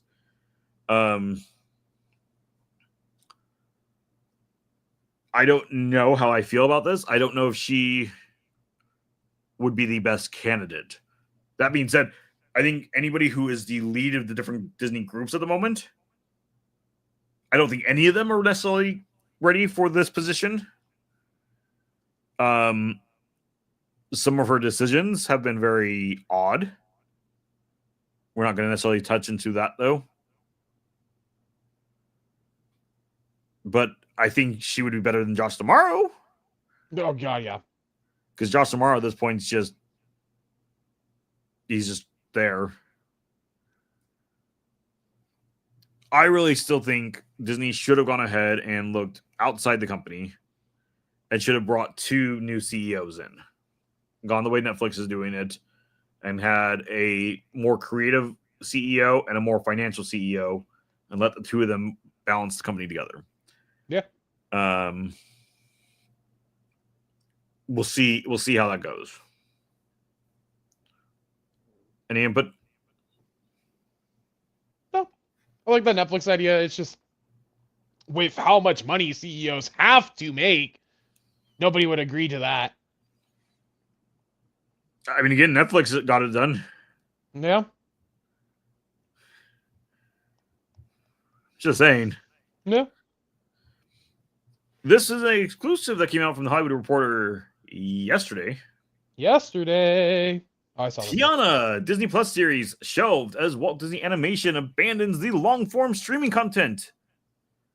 So first announced back in 2020, the Disney Plus show was envisioned as a musical featuring Anoki Naomi Rose, reprising her roles as Tiana, Disney's first Black princess, and from the Princess of the Frog. Walt Disney Animation has officially pulled the plug on its Tiana Princess series, as it abandons making original long-form content for streaming. The Hollywood Reporter has learned. A spokesperson confirmed there will be some layoffs in its Vancouver studio as a result of the shift in business strategy. In addition to Disney, to the Tiana series, the studio is also scrapping unannounced feature-length project that was set to go straight to Disney Plus. Tiana was first announced in December 2020 and was envisioned as a musical featuring Anoki Naomi Rose. Her name is hard to say. I am sorry for butchering it. Reprising her role as Tiana from 2009 Princess of the Frog. Sources close to the streaming series say that despite best efforts, including several changes to the creative team, Tiana ultimately could not get to where it needed to be given production costs. Tiana ultimately could not get to where it needed to be given production costs. This show has been in production since 2020. That's 5 years, and it has not been able to make it. Remember, and I'm sure it goes on to discuss this, it was supposed to come out in time for Tiana's By Adventure to be cross-promotion, but it also was supposed to set up the story for Tiana's By Adventure to explain why things actually happen in the ride. So now we have the ride based on a show that's never going to exist. Yep. Still, the remains a Creed property. Last year, Splash Mountain attraction was revamped across in the United States to become Tiana By Adventure. The animation studio is said to be developing a separate short form special inspired by the Princess of the Frog, which is ultimately in early development. Though details for the project remain under wraps, it's expected to feature all new storytelling based on the 2009 film, with Joyce Sherry attached as director and writer, and Steve Anders also directing. So we shelved the show to go ahead and make a shorter version of the show. Is this the article that goes into it? So I saw a different article where they went in and talked about that pretty much their newer research is that kids won't watch like 30-minute long episodes. So the new shorts will be closer to 8 minutes. What is 8 minutes long on Disney Plus? I'm Groot. No, not even. Like Bluey. Oh. Legitimately, their plan is just to make Bluey episodes in the Princess of the Frog world, or at least a couple of them. The decision to shelve Tiana and the unannounced Disney Plus movie follows last year's news that Pixar would no longer prioritize developing long-form episodic content after the release of Dream Production and Win or Lose on Disney Plus. During the pandemic, and this is why we have those other articles that you were questioning, some Disney execs, including then CEO Bob Chapek, pressed in various film solos to make original content for Disney Plus in order to grow subscribers. Question for you. How long has Chapek been gone? What, 3 years now? 4 years? 2 to 3 years, right in there. Yeah. Why does Chapek matter in this article? On top of that, we're going to go ahead and step over into this one. So this is back from 2020, December 10th. Okay. This is when Tiana was announced. This was right in that period. when the show was announced. Okay. Yeah. This is also right when Bob Iger came out to be fully disclosed to everybody that he was going to be the executive chairman of the board and in charge of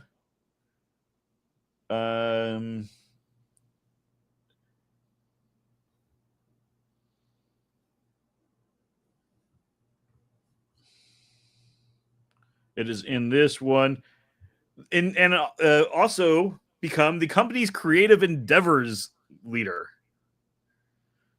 So, the year that Iger steps out and steps away from the board, leaves CEO, but becomes this creative endeavors leader, is the same year we have the announcement of the Disney Plus shows. How much of this was actually Bob Chapek and not Bob Iger? Because if it was a creative decision like a show would be, and Iger has always been pushing for Disney Plus back even before he stepped away, isn't it by understanding when we look at this article that this spot where it says Chapek should really say Iger? Am I stretching there? I don't think I am. Oh, it's a little opinionated and you're reading it too into it. That's how I read it. I think this, okay, then you know what? Fine. But then with the last, let's just say 2 years, does that mean Bob Iger did nothing with the studio? We can't be relying on Chapek as the scapegoat. I don't know, man. That's where I'm going. I think you're reading too much into it. It's just a little opinion there, but I think you're reading too much into it. Well, no, because we do know Disney was pressing. This isn't really opinionated. Disney was pressing for original content. I just think it's weird to just have the call out for Bob Chapek specifically. Okay.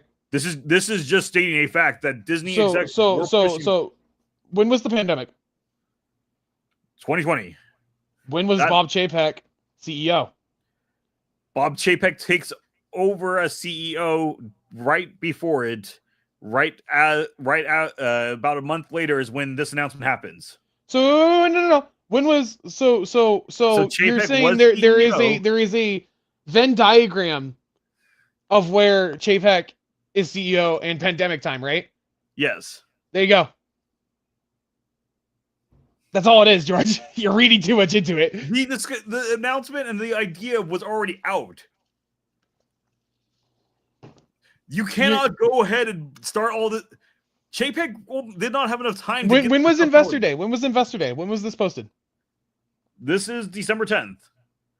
December 10th, 2020. Yes. So that is February. Like the height of Chapek. That happens towards the end of the first quarter of him as leader. But for how big of projects had been announced during this announcement, they already had to have been in production and been on working. As it's come out, the amount of stuff he probably actually greenlit himself is probably very minimal. And we would have seen it actually probably a year after he was kicked out of the company. Because again, it's not like these guys could come in and change things in a matter of days.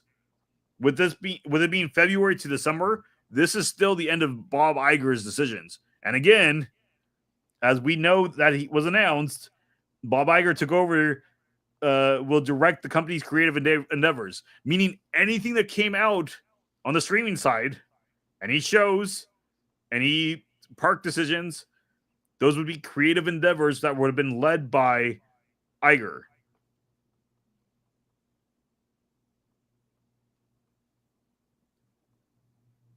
I think you're reading too much into it. Okay. I don't think so, but it's one little line. I just think it's crazy that we are still mentioning Chapek as a issue. Even if we go ahead and we ignore the fact of when this show was greenlit, 2 years at least. that Iger was back in control. At this point, you cannot say it's Chapek's fault. I don't know. I think you're making a mountain out of a molehill. No, that's what they did with Splash Mountain.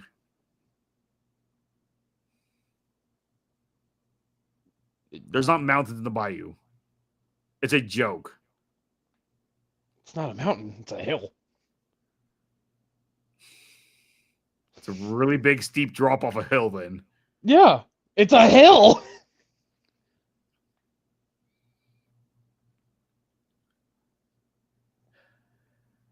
Anywho, to go along with all this, let's look at Lewis. Oh, no.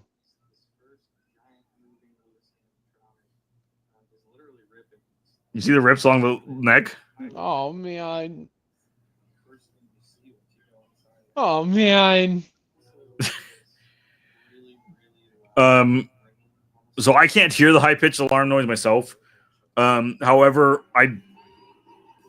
I did hear, I did see in the comments a lot of different cast members speaking in there about those are immediate red flags that they would normally shut the attraction down because that means there's a technical issue happening, and Tiana's still not working. I don't know which version this is, and again, take this with a big grain of salt. I don't know if this video has been altered at all. Also, when was this posted? That's another thing, because supposedly Tiana was working again. Remember? Oh, this was posted March 1st. Okay, that's when the tweet was posted. When was the video on TikTok posted? Is it by the same person? This is not by the same person, but the video was posted March 1st also. Everybody's reporting this exact video because this is what was posted. I've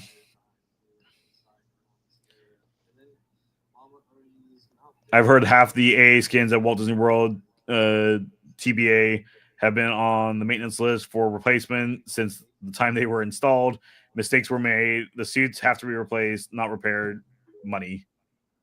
Yeah, I mean, again, I don't know how true this is, but even people that I trust their sources who would have gone ahead and they would have fact checked all this. They haven't called this out and saying that this is false, and they're using the same video because that looks like a clear cut. Mm-hmm. Disney was scared to move forward with the Tiana series because some folks would have rejected the show. I mean, you're not wrong. Let me start with that. But from what I've heard, and this was even just, it's apparent from the ride, I just don't think they ever could get the story figured out. Because that was the big issue with the story of the ride is we heard several different times what the attraction story was going to be, but they never could get to a final answer that they were happy with, but they kept changing it. It's why we had elements of, originally it was supposed to be going and helping Tiana make her famous gumbo at one point. Then we were going to a party. Then we were going to the restaurant. Then Tiana was hosting the party. And then we needed to find a band. Like, these are all elements that were supposed to be kind of figured out. It's also why the attraction for some people don't make sense because everybody questions how they understand Lewis. And that's, again, where the show was supposed to explain it.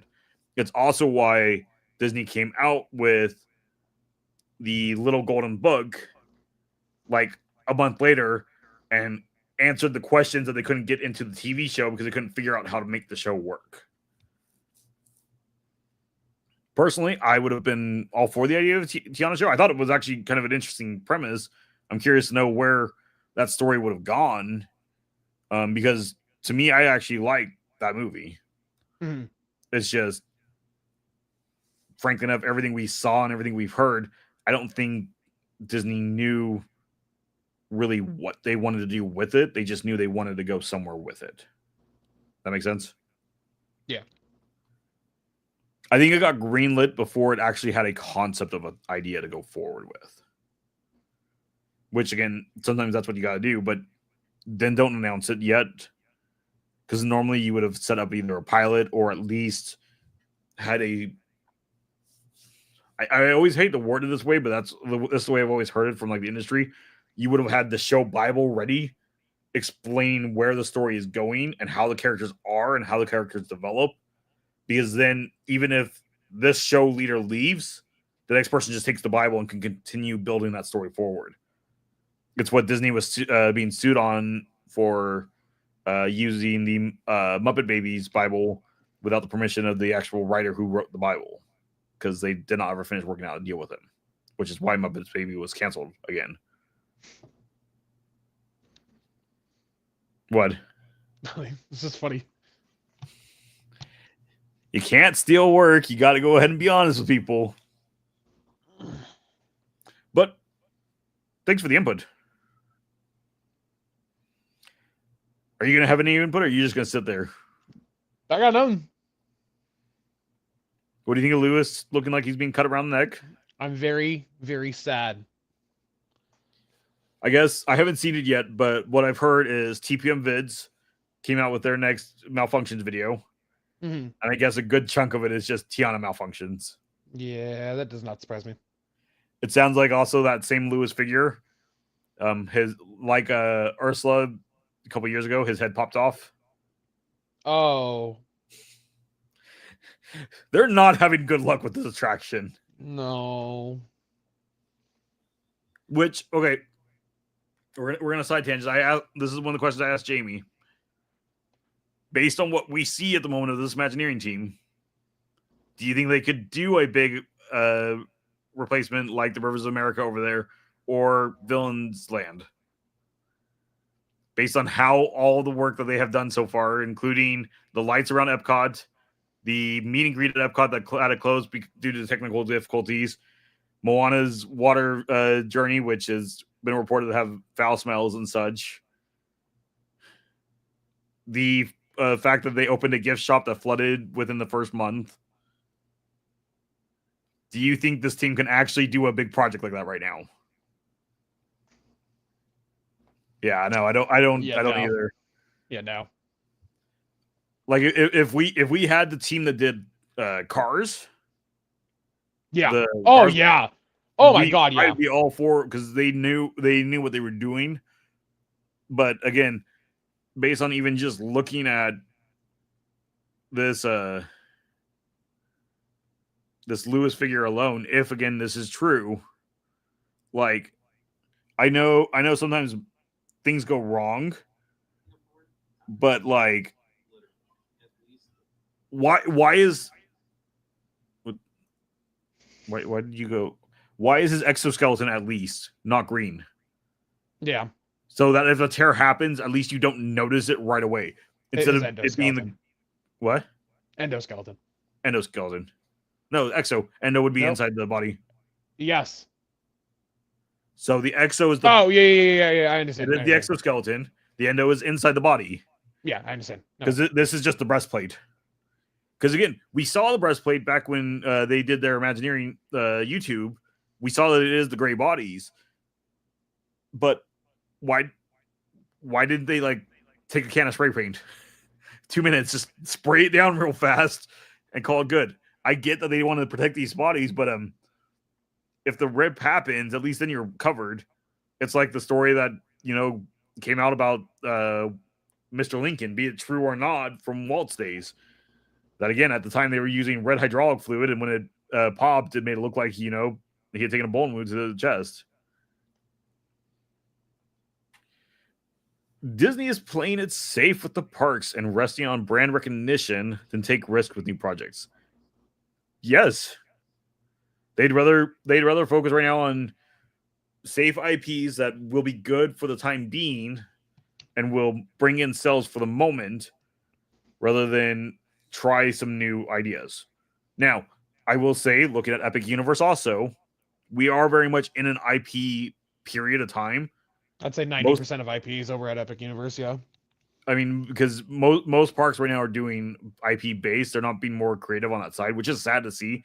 To me, one of my favorite attractions still is the Tiki Room, Haunted Mansion, and Pirates. They're all creative. They're all interesting. To me, those are more fun. But again, we also have to look. Disney did open the parks based on IP in the first place. One of the most popular rides that still exists today here in Disneyland is Peter Pan. But I again, I think you're right. I think you're hitting it right there on the nail that they are focused on brand recognition. It goes back to a story I heard of Bob Iger when he first took over, when he was going to Hong Kong Disney trying to find out what they could do to make that park successful. He went to watch the parade, and he noticed the kids were more responding to the Toy Story characters and the Pixar characters more than the Disney characters. And so that's when, as he put it, he knew he needed to change the brand's image going forward to match that. And at the time, that was correct because they were trying to get that market. However, I don't think he's ever understood the fact that here in the States, people recognize the older characters also, and the older people who are paying to go and taking the families like the older characters and the older stories. Universal is good with the parks, draw some families towards their parks. Universal Films division is hit or miss. Yeah. Yep. Their best movie franchise for families would have been, in my opinion, the Harry Potter series. It's not even Universal. Yeah, it is. It's WB. Oh, you're right. Yeah. You are right. That's all licensed. No, yeah, that's a good way to look at it. It's just I wish Universal would do some in the like creative ideas. Pretty much everything they have is based on IP. Like even thinking back to when last time I was there, back with ET and such, like ET, Back to the Future, those were all, even though those were creative like ride designs and new stories, those were still based on IP. I guess. Do we have anything else? That's not been based on IP? No. I'm saying for the show. No, I think that was it. Because that's where I wanted to end, was getting up to Tiana's and such, and then we're just now discussing the last these minute talk. Well, speaking of Universal Hollywood, okay, we do have a small announcement that we will be sort of covering. No, we're gonna cover it. I'm gonna take a it's just gonna be late because it's just a date that works for our group. We're going to Universal Fan Fest. Yes. Yeah, it's gonna be like halfway through though. Yeah. So unfortunately. So we are gonna go ahead and we'll have a vlog come up on the channel where you'll be able to go through and watch and see everything that goes on. We also will bring our honest opinions. Again, our integrity and opinions are more important than, as I put it, for Disney stuff, cupcakes. We do not sell out for stuff. If we think it's great, we'll say it's great. If we think it's garbage, we'll say it's garbage. When it came to Tiana's By Adventure, we did the same thing. I ranked it at, I think it was a 3.5, where I had Splash Mountain at a 4. It was a solid attraction. It is a okay overlay, but it's not as good as the original, in my opinion. I think you were in kind of the same boat also. I was around a 4. Yeah. Oh, do you think Universal is going to move forward with a Wicked attraction? I don't think so. Maybe on studio tour. Well, okay, so we know the Elphaba and Glinda meet and greets right now are super busy. They're super popular in Orlando. Going to be at Fan Fest. And correct. In California.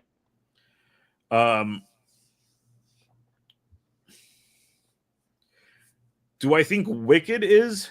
I don't know about Wicked, but I could see them trying to work out a deal to build the Emerald City and to have it more loose. So it could be either the Wizard of Oz or Wicked. I could see them doing that. And then you could still build a coaster based on like Elphaba or whatnot and still have that in there, but it still makes sense to the fans who don't know the Wicked movie. Because there are still people who refuse just to see it due to many reasons. And there are still going to be fans of The Wizard of Oz who are still going to want to ride a Wicked Witch of the West attraction. I could see that. I don't know if I could see directly it being Wicked, but Wizard of Oz. Your thought? Yeah, basically. But like at the same time, like I don't think there is enough want from the theme park industry to build this. Like, yes, it was a big flash in the pan. I don't think that fire is going to continue. We're gonna get another boost here in the next year with part 2. Yeah. But like, I don't feasibly see it continuing because it's more popular on like TikTok and such than anywhere else. And like, Okay. theme parks don't really follow TikTok, in my opinion. So I'm just curious. We know Epic Universe already has phase 2 planned. Mm-hmm. To me, if they're going to do this, that would be that land and it'd go to Epic Universe and be part of phase 2. Your replacement for it. I'm just curious. This is all speculation.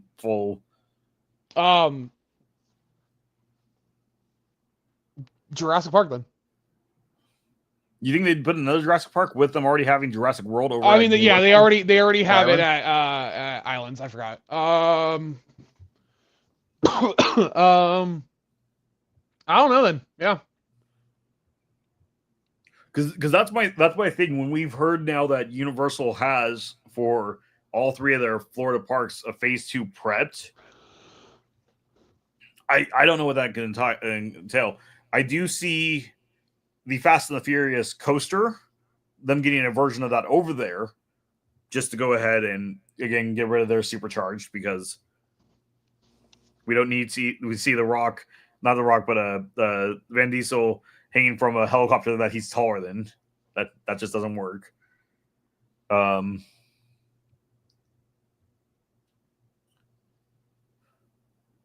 Yeah, I don't know what else it could be.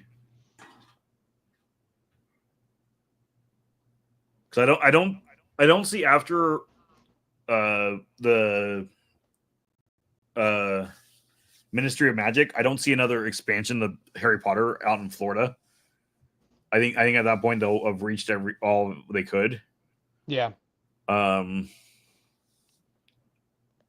we talked potentially Pokemon getting its expansion because we've heard that before. So that could be the route it goes. I was trying to stay realistic, George. Well, no, but again, if there is potential, we don't know what's happened behind closed doors. For all we know, there may be a deal made that they may be waiting to announce. At least until like they have like their full design ready to show. Because that's really what they did with Nintendo World too, was they had the concept design fully done and approved by Nintendo before they announced the Nintendo deal. Epic Universe, before we got the announcement of Epic Universe, we had already heard rumors of a new park coming, and we knew that the Universal had bought land, but before the announcement came, we heard nothing from Universal until here's the concept art. Have fun picking this apart while we go ahead and hold on to our information for a little bit longer. Yeah. I know.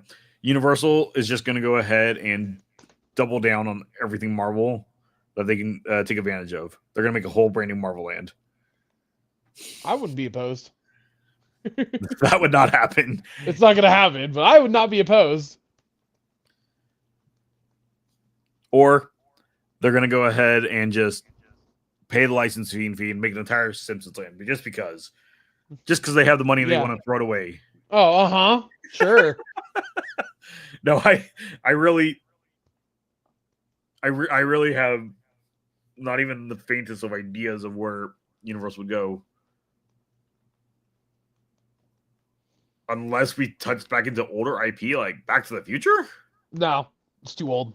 It's banished to the reference realm like E.T. No, yeah, no, I'm in the same boat that I'm just okay, you got an idea. We already have a good partnership with WB. Yes. What if we talk to them some more and bring in Monsterverse? What's Monsterverse? King Kong, Godzilla, and bring back King Kong. Just new King Kong. Wait, they did that for Skull Island, or was that Universal? No, yeah, that they did that. Yeah. Yeah. Why don't we do it again? I want to see the big monkey and the big lizard at my theme park. Let's just take the town and move it somewhere else. Let's do that. It works for me. Yeah, I don't know. I'm gonna play on this thought though. I'm gonna try to do some if I get time into the background. I'm gonna try to do some research and see if I can come up with a land for each of the three, or a ride, because it doesn't have to be a land. It could be as little as a ride, yeah. I think the Epic Universe. I think the first expansion is going to be a land because we already have those expansion plots. Mm-hmm. Islands. I think it's going to be replacing the Marvel Island. If we're going to be more to help your thoughts and such. The studios, I have no idea. I have no idea where that would go over there. I have to look at a map. So, but if you made it this part of the video, be sure to like and subscribe. Be sure to join us tomorrow at 5 p.m. Pacific Standard Time for a much shorter show, where we'll go into Daredevil episodes 1 and 2 and talk about how fantastic that probably is. Makes me think. Opened.